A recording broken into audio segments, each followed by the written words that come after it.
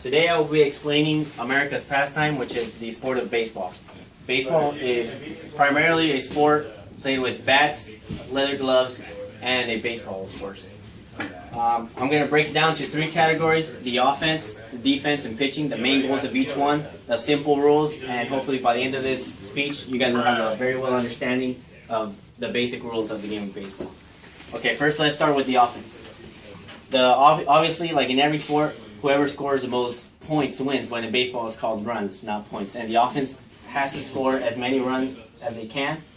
And in an offense, you make what's called a lineup, and in the lineup you have 9 hitters. And those hitters play defense as well, but first we're focusing on offense.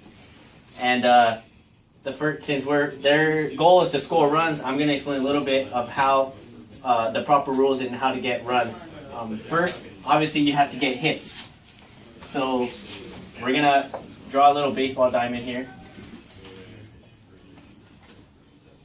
And home plate is right here, which is where the hitter stands. And for a hitter to get base hits, a lot of people get this confused, people that don't watch much baseball. They think if the hitter hits the ball, it's called a hit. Technically, he hit the ball, but for the official rule to go on a hit, there has to be specific requirements for it to be considered a hit in the rule book. Step 1, a hit, if the ball is hit and it lands anywhere in foul, you got foul territory here. The ball has to land anywhere in between these lines. And if the ball lands somewhere and the hitter reaches first base safely, then it is considered a hit. Granted, there can be errors, but in a perfect world, if there were no errors, then the hitter is safe and it is considered a base hit. And let's explain, before the base hit is even accomplished, let's focus on an at-bat of a hitter. When the hitter is at bat, there's strikes, there's balls, and there's foul balls as well. Alright.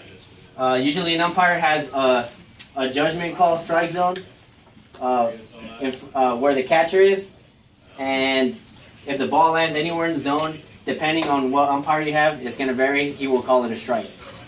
Also, if you swing and miss, that's also considered a strike.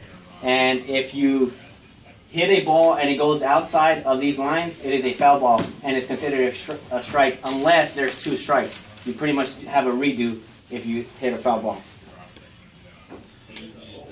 Alright, so obviously, as I was saying, the main goal of the offense is to score runs, and the way you score runs, you have to round the bases. So you have home plate, first base, second base, third base, and you go all the way back. And the goal, they have to circle all the way around the bases to score runs. And like any other sport, whoever scores the most runs wins. Okay, so now we're going to switch it up to fielding. And in fielding, I'm going to explain the types of outs there can be. Which first you have the strikeout. And in the strikeout, if the pitcher's goal is to get the hitter out, and in a strikeout, if you get 3 strikes, you're out, and that's 1 out. And then there's another out, which is the force out, which means if the ball is hit